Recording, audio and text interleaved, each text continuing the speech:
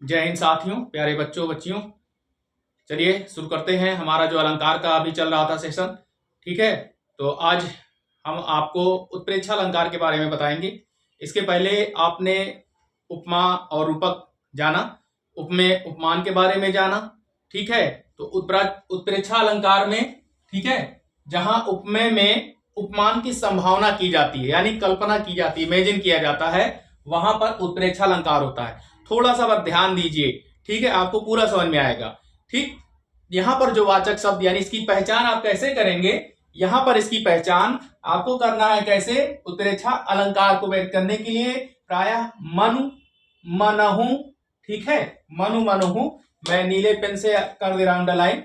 यहां पर मनु मनहु, मानो मनो, जनु जानेहु, जानो जनो आदि वाचक शब्दों का प्रयोग किया जाता है। अर्थात कविता के बीच में, पंक्ति में, आगे पीछे कहीं ना कहीं इन शब्दों का प्रयोग आपको जरूर मिलेगा, ठीक है। इनको आप रट लीजिए, देख लीजिए, समझ लीजिए।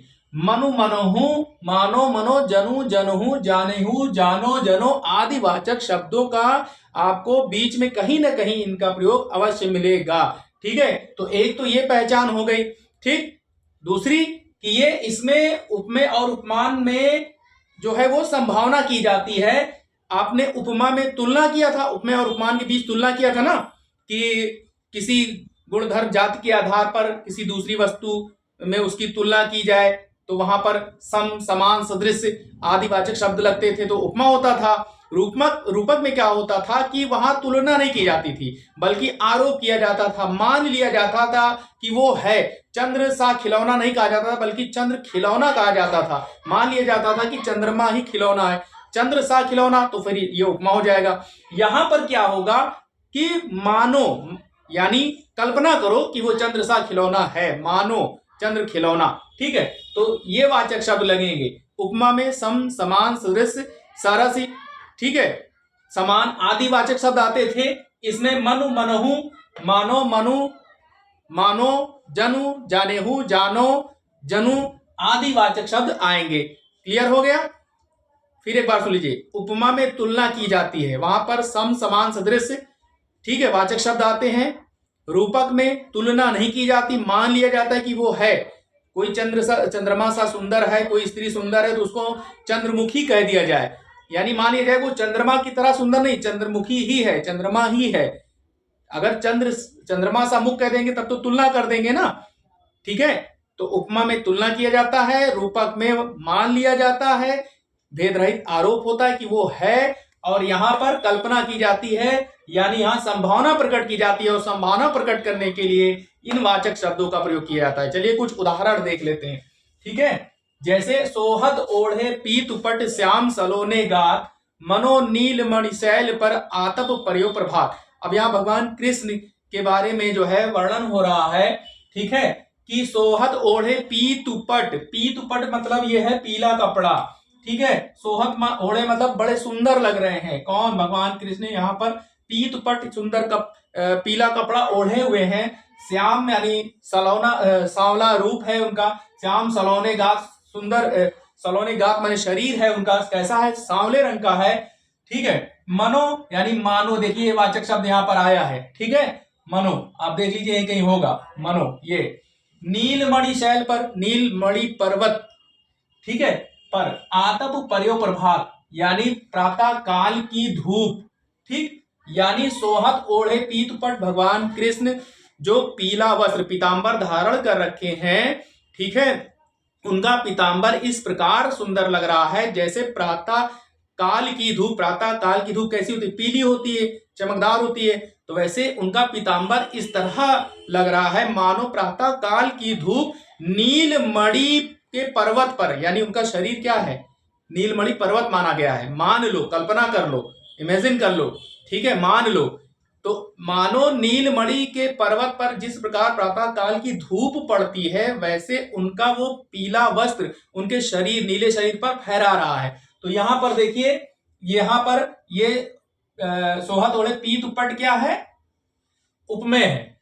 आतप पर्यो प्रभात क्या है, उपमान है, ठीक है। श्याम सलोने गात क्या है, उपमेय है। नीलमणि पर्वत क्या है? उपमान है।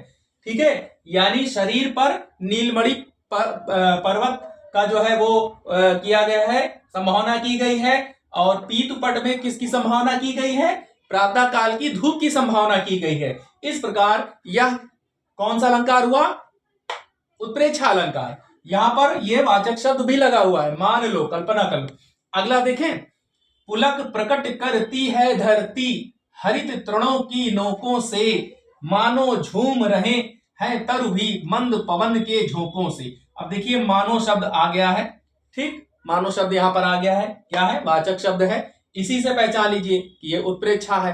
मनो मनहु, मानो मनो, जनो जनहु, जानो जनो जानेहु आदि वाचक शब्द आते हैं।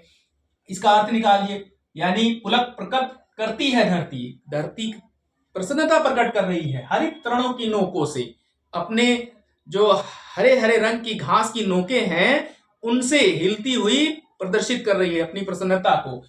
मानो झूम रहे हैं तरबी, मान लो जो पेड़ है वो भी झूम रहे हैं, ऐसे ऐसे झूम रहे हैं। मान लो, कल्पना कर लो, मंद पवन के झोंकों से। कैसे कैसे झूम रहे हैं? मंद पवन के झोंकों से। तो यहां पर भी क्या हुआ? उत्प्रेक्षा अलंकार। दादुर धुनि चहु दिशा सुहाई, वेद पढ़े तनु जनु। अभी देखिए जनु आ गया ना, बटु समुदाय। ठीक, दादुर ध्वनि चहु दिशा सुहाई, यानी बारिश के मौसम में दादुर माने मेढक ऐसे बोल रहे हैं, टर टर टर, जैसे लग रहा है कि जो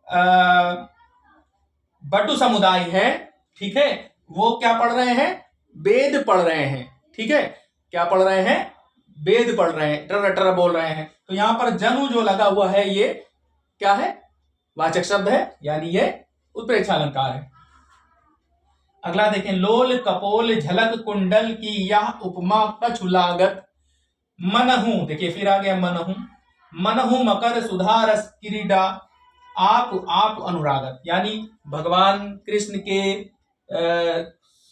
शरीर पर कुंडल, यानी कुंडल यानी कान में जो कुंडल पहन रखे हैं, लोल कपोल यानी उनके गालों पर जो कुंडल है उसे देखकर ऐसा लगता है, मनहु यानी मानो, मकर यानी मछली, सुधारस क्रीडा यानी सुधारस में क्रीड़ा कर रही, आप अनुरागत, उनके कानों की जो मछली के आकार की जो उन्होंने पहन रखा है, ठीक है, कुंडल भगवान कृष्ण ने, उसको देखकर ऐसा लगता है जैसे कि कोई मछली सुधा रस में क्रीड़ा कर रही हो, खेल रही हो। तो यहां पर मनहु शब्द आया है, संभावना की गई है, तो ये उत्प्रेक्षा अलंकार है।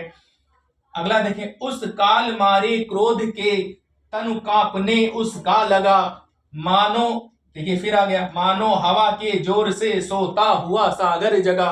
ठीक है, उस काल मारे क्रोध के तनु उसका कांपने लगा, मानो हवा के जोर से, मान लो हवा के जोर से क्या हुआ? सोता हुआ सागर जगा, है ना। तो यहां पर क्या है? वाचक शब्द है। मनो मनहु आपको मिल जाएगा उत्प्रेक्षा अलंकार में। और इतने उदाहरण मैंने दे दिए हैं कि आपको अलग से किताब से पढ़ने की आवश्यकता नहीं है। इसी में से आपको ये एक उदाहरण याद कर लें, समझ लें, और उसको आप बोर्ड परीक्षा में लिख देंगे। 100% आपका सही होगा, गलत नहीं होगा।